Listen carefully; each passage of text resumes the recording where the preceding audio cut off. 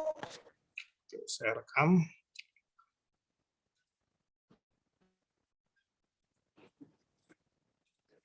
Oke. Kan. Jadi kita belajar tentang aplikasi elektromagnetik. Ya. Ini bahannya, kemudian ini tadi saya jelaskan bahwa kalau ada suatu magnet, kemudian ada arus listrik, lalu arus listrik dikasih kita kawat ya, kita sebuah kawat dikasih arus listrik, maka akan terjadi gaya. Ya, di mana besarnya gaya adalah sebanding dengan kerapatan fluk magnet, panjang pengantar, dan arus. Jadi kalau semakin besar arus, maka gaya semakin besar. Kalau panjangnya semakin banyak, biasanya dililit berkali-kali, maka gaya juga akan semakin besar. Kalau magnetnya besar, ya, fluk magnetnya besar, maka gaya juga akan besar. Ya. Nah, bagaimana kerjanya? Jadi kita misalkan ada suatu magnet utara dan selatan, lalu ada kawat listrik di situ ya. Kawat listriknya belum dikasih apa-apa, maka yang terjadi adalah dia tidak ada gaya apa-apa, ya. Jadi karena I-nya sama dengan 0. Kemudian kita kasih arus listrik, ya, kita tulis X di situ. X itu artinya arusnya ke arah sana, ya, menjauh dari kita. Maka kalau suatu kawat dikasih arus listrik akan menjadi medan magnet yang bentuknya melingkar, ya kan? Nah, melingkar ini akan berinteraksi dengan medan magnet yang ada di magnet yang permanen. Sehingga tadi akan muncul gaya, ya, arah gaya sesuai arah kaidah tangan kanan yang telah kita bahas di sebelumnya, ya. Ini penjelasannya saya ringkas, ya. Ya, ke arah F dengan arah tarang kiri, arahnya ke kiri, ya, dengan arah F itu sesuai dengan arah kaidah tangan kanan, ya. Sekarang kalau misalkan arusnya itu menuju kita, ya, arusnya kita balik tadi positif negatif jadi negatif positif, maka arah gaya F itu ke kanan. Maka dengan menggunakan prinsip ini, ya, kita bisa menghasilkan suatu gaya, ya, di mana gaya ini kalau kita taruh di suatu sumbu, ya, sumbu yang bisa berputar, maka akan dapat memutar sumbu itu. Nah, itulah prinsip dari gaya magnet, ya, motor, ya. Jadi arah gaya ini pakai arah prinsip tangan, ya, tangan kiri Fleming, ya, arah gaya dengan arah arus, ya. Ya, sebenarnya kalau kutubnya dibalik juga akan menghasilkan arah yang terbalik juga, ya, sesuai dengan arah daripada tangan kiri Fleming, ya.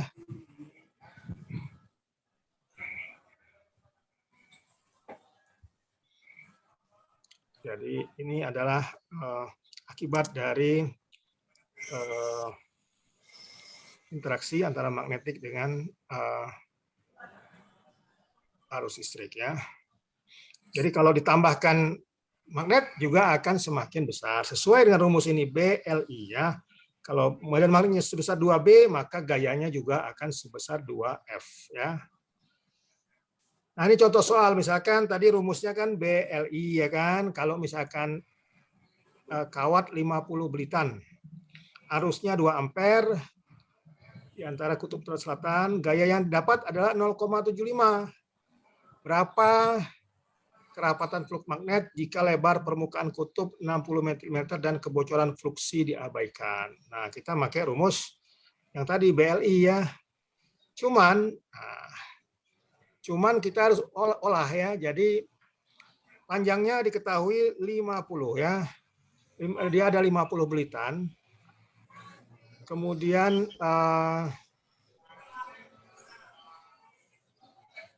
panjang daripada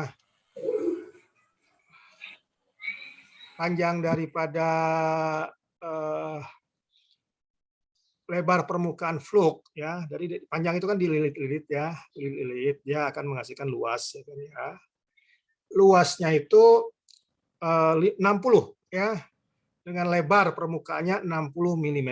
Maka di situ L adalah 50 kali 60 kali 10⁻⁻³ 10⁻⁻³ adalah milinya, ya, 50 ada jumlah lilitan, 60 adalah lebar fluk. Jadi dia akan kayak memanjang gitu ya, manjang, muter-muter terus ya sepanjang 60. Dililitkan pada suatu kayak pipih ya, sebanyak selebar 60. Maka kita dapat ukur berapa panjang kawat tersebut. Kemudian gaya F sama dengan B kali L kali I. Sedangkan ditanya adalah B-nya. B sama dengan F bagi I kali L. Ya, didapat 0,125 Tesla. Ya, itu contoh perhitungan ya. Nah, contoh yang lain ya ini cara jadi sama. Jadi kita pakai kaidah tangan kiri Fleming ya namanya. Ada kaidah tangan kanan lain ya. Itu kita pelajari sebelumnya tentang gaya Lorentz ya. Nah, ini ada gaya tangan kiri ya. Ya. Nah, jadi kalau ini di motor sama. Jadi di motor itu kita kasih baterai. Baterai itu kita hubungkan ke bras. Bras itu adalah kayak sikat gigi ya. Sikat gigi itu nempel di cincin ya yang disebut dengan komutator.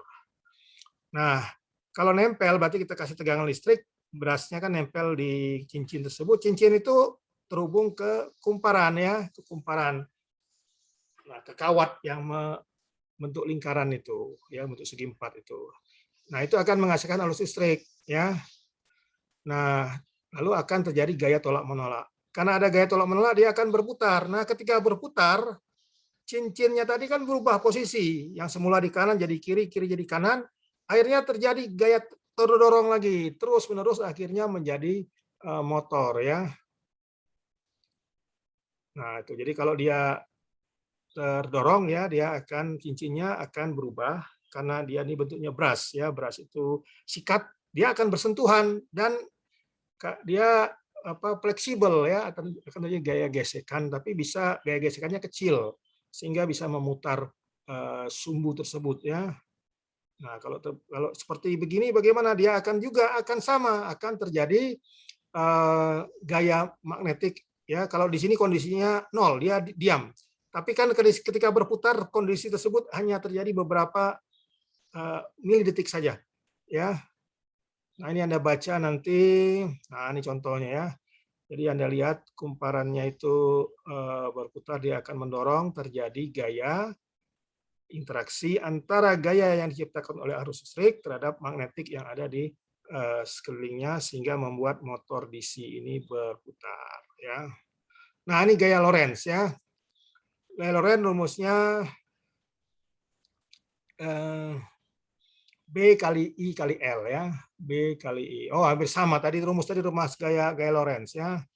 Nah, jadi untuk motor listrik itu ya, itu dia ada kumparannya dibagi menjadi 3 ya, 3 kumparan. Jadi supaya dia tidak putus-putus putarannya ya.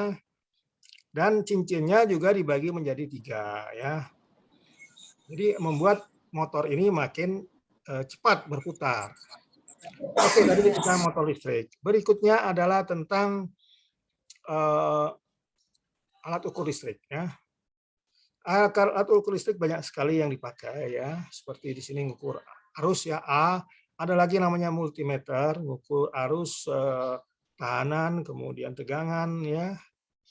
Lalu bisa juga ngukur yang lain ya. Ada ngukur kapasitor, ngukur dioda, ya transistor dan sebagainya.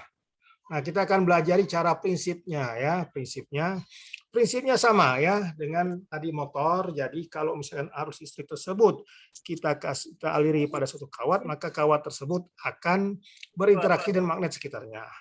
Dan interaksi tersebut akan menghasilkan gaya ya. Nah, perubahan besar gaya itu tergantung kepada arus ya. Rumus tadi kan BIL ya. Kalau B-nya tetap, L-nya tetap, kalau I-nya berubah maka gayanya sesuai dengan besar arus ya, F berbanding dengan arus.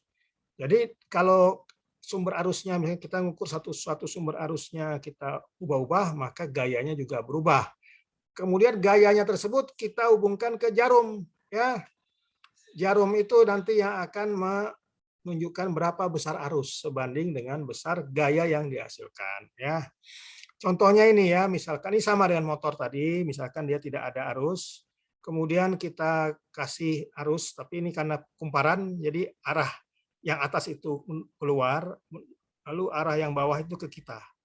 Nah, ini terjadi gaya ya. Kemudian gaya itu ya yang dimiliki oleh kawat kan gayanya itu akan berinteraksi dengan magnet. Nah, sehingga akan membentuk gaya F seperti yang di bawah ini sesuai dengan arah arusnya. Nah, gaya F itu kita taruh suatu jarum. Jadi semakin besar arus, maka gaya F yang dihasilkan akan semakin besar. Ya, ini saya ringkas saja. Ya, nah jadi dengan begitu kita kasih dengan besarnya gaya. Ini contoh konsepnya saja, gambarnya. Ya, tapi yang sebenarnya adalah seperti yang tadi sebelumnya. Jadi dia ada kumparan tersebut dikasih arus, dia akan bergerak. Kalau ini kan tidak ada kumparan, ini hanya kawat saja, tapi ini untuk memahami. Jadi kalau kita kasih arus, kemudian maka dia akan menghasilkan gaya tadi ya. Oke, ini hampir sama dengan gambar tadi, yaitu tentang generator ya. Generator tadi prinsipnya hampir sama dengan motor DC ya. Kalau motor DC kita kasih arus listrik ya pada suatu kumparan di mana ada magnet di sekitarnya, maka membuat sumbunya berputar. Nah, kalau generator sebaliknya, ya, sebaliknya kalau suatu magnet kemudian ada suatu kumparan, kumparannya kita gerakkan, kita putar, ya, maka akan menghasilkan arus, ya. Ini merupakan percobaan oleh Michael Faraday, ya. Nah, rumusnya apa besar arusnya adalah BLVZ. Ya, U itu adalah tegangan dia induksi yang dihasilkan, B itu medan magnet, L itu panjang pengantar, panjang kawatnya, V adalah kecepatan daripada perputaran, Z adalah jumlahnya N-nya, jumlah kawat itu ya. Jadi semakin banyak kumparannya pada suatu generator, dia akan menghasilkan tegangan yang bertambah. Begitu juga kalau kumparannya banyak juga akan menghasilkan tegangan bertambah. Kalau misalkan medan magnetnya juga besar, dia akan menghasilkan tegangan juga ya. Nah, jadi kalau misalkan kita goyangkan kumparan itu di dalam medan magnet, maka akan menghasilkan arus listrik ya. Prinsip dari generator ya, arahnya sama dengan sebelumnya, menggunakan prinsip kaidah tangan kiri ya. Oh, kalau ini kaidah tangan kanan ya. Kalau tadi untuk dari sebaliknya, kalau tadi adalah dari arus untuk menghasilkan gaya ya di antara medan magnet itu kaidah tangan kiri. Sekarang kalau dari magnet kemudian kita ada kawat arus, kita gerakkan arusnya maka akan terjadi gerakan. Ya, ini menggunakan kaidah tangan kanan ya. Jadi kalau kita ada suatu seperti gambar 237 ini, kalau ada suatu medan magnet kemudian kita gerakkan itu kumparannya, maka akan timbul gaya F ya. Nah, gaya F ini kalau dibalik tadi kita kasih gaya F ya, kalau kita kasih gaya F ya karena gerakan, maka akan terjadi arus listrik ya. Misalkan ini rumusnya, kalau misalkan ada suatu soal ya. Ada generator DC, kerapatan flux magnetnya 0,8 Tesla, kemudian panjangnya 250 mm, digerakkan dengan kecepatan 12 meter per detik, hitung besarnya tegangannya, tegangan induksi yang dihasilkan. Jadi rumusnya ini, tadi rumus tadi ya, BLFZ 0,8 kali 250 kali mm, kita kali 10 pangkat minus 3 ya. Kecepatannya 12 meter per detik, jumlah kumparan cuma 1 karena Z-nya tidak disebutkan tadi, jadi anggap 1, dapat 240 volt ya. Kemudian yang berikutnya adalah transformator ya. Transformator itu kalau dua kawat kita dekatkan ya, dua kumparan terdekatkan, di mana sumbernya itu harus AC ya, tidak bisa DC ya. Maka akan terjadi induksi. Jadi kalau misalkan kawat satu kan tadi kita kasih arus listrik, dia akan menghasilkan medan magnet. Nah, medan magnet itu kalau kita ketemukan dengan kawat lain, maka kawat lain tersebut akan tertular medan magnetnya. Ya, tertular atau namanya terinduksi ya. Terimbas bisa juga ya. Nah, hasil daripada karena kawat kedua itu dapat medan magnet yang berubah-ubah, mengakibatkan dia dapat arus ya. Sebenarnya rumusnya satu ya.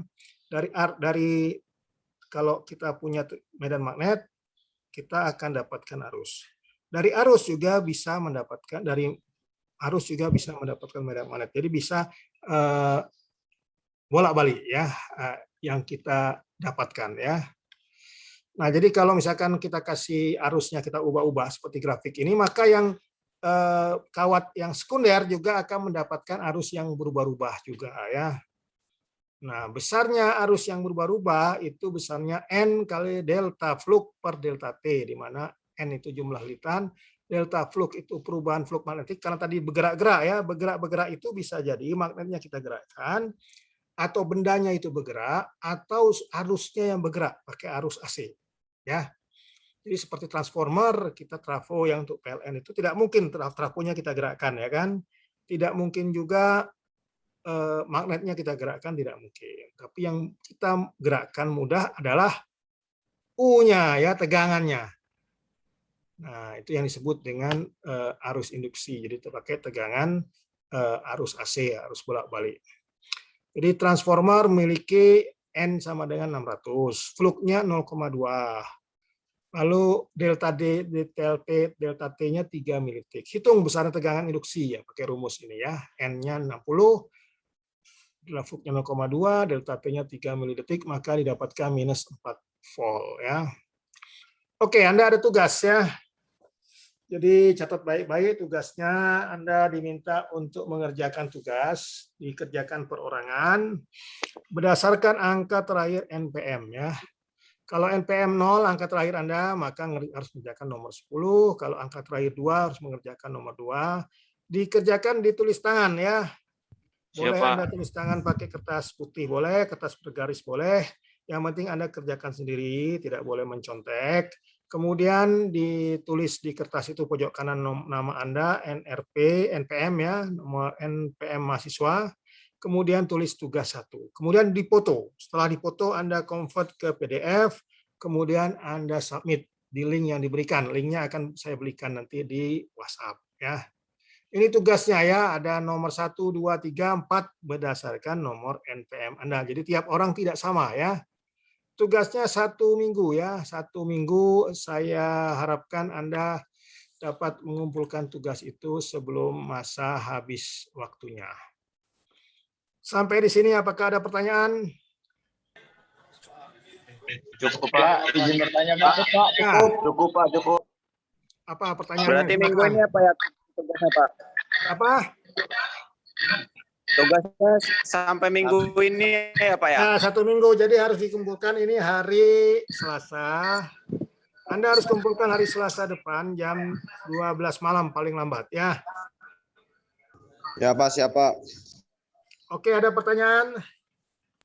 Izin bertanya Pak. Ya. Untuk yang DC motor tadi, apabila magnetnya semakin kuat itu efeknya kemana Pak ya? Efeknya semakin kuat ya, torsinya semakin kuat. Yang kedua, kecepatannya juga semakin bertambah. Ya. Oh, gitu Pak ya? Ya. Kirim apa sih? Oke, baik, Pak. Ya, berdasarkan rumus tadi kan, apa BLV ya, BLV C-nya kecepatan, B-nya induksi, L-nya jumlah lilitan. Jadi semakin